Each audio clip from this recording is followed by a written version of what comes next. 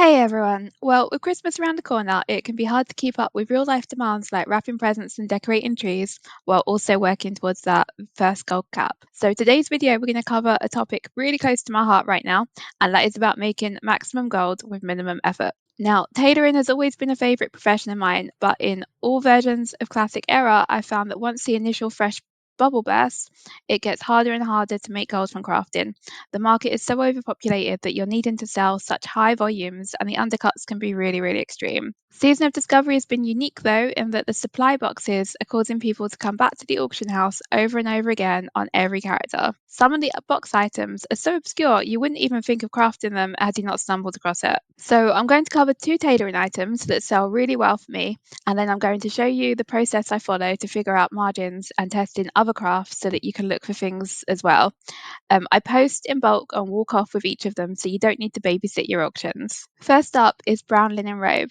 This item has two tricks, so if for any reason you can't sell, you can always DE for a bit more effort, but you still claim your gold at the end. Your brown linen robe it costs 3 bolts of linen cloth, which is 6 linen, and 1 core spread. So your core spread is a fixed cost of 10 copper, and if we pay 30 copper per unit for the linen cloth, then that is 30 times 6, so 1 silver, 80 copper, and a core spread. So it's 1 silver and 90 copper in total. Each craft then is below 2 silver. As you can see, these sell for between 3 silver 95 and 6 silver. Now, I get it, you don't care about 4 silver profit, but you only need to craft and sell 25 of these for 1 gold.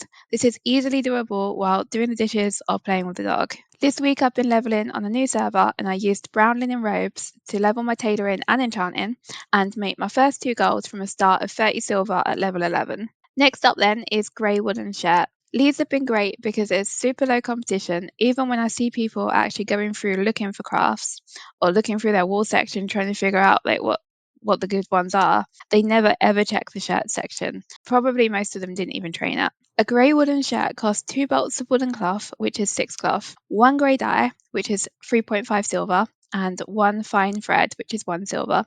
So your fixed cost is 4.5 silver. If you pay under 1 silver for each cloth, then your total cost is around 10.5 silver per shirt, and these shirts sell for between 14 silver and 22 silver, each making you around 10 silver per shirt in profit.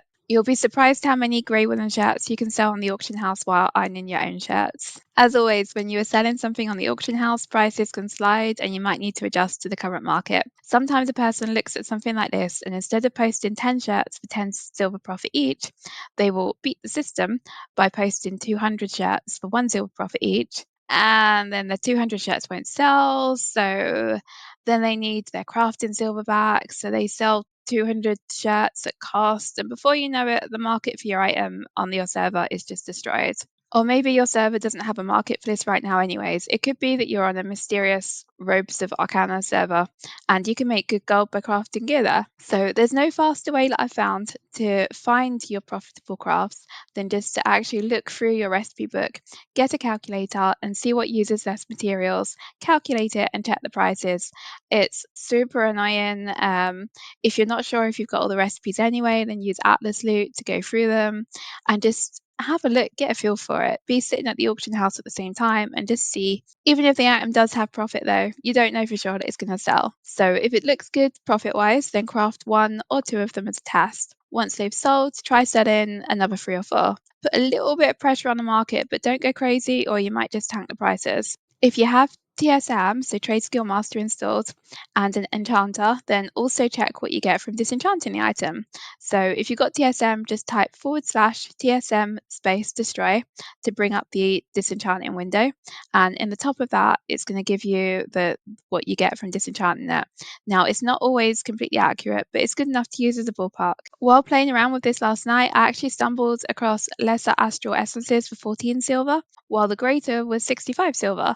It was brilliant for about 25 minutes, and then someone else caught on and brought out all the lessers until the prices were equalised. So often, just by looking and being active on the auction house, you'll be able to find these kinds of things yourself. So if the grey woolen shirts or brown linen robes aren't your thing, you just need to keep checking and see what is profitable to craft on your server right now. There was a tweet last week suggesting that some new things are coming with Honoured Reputation with the supply box factions. So when that happens, assuming it's something good, then I'd expect the characters who are happily sitting on friendly right now will be after that little bit extra at increasing the demand even further. So in my opinion, this one is only going to go up and then continue. I really hope you found this video useful. As always, it would be amazing if you could like and subscribe. It's really, really helpful. Thanks a lot. Cheers. Bye.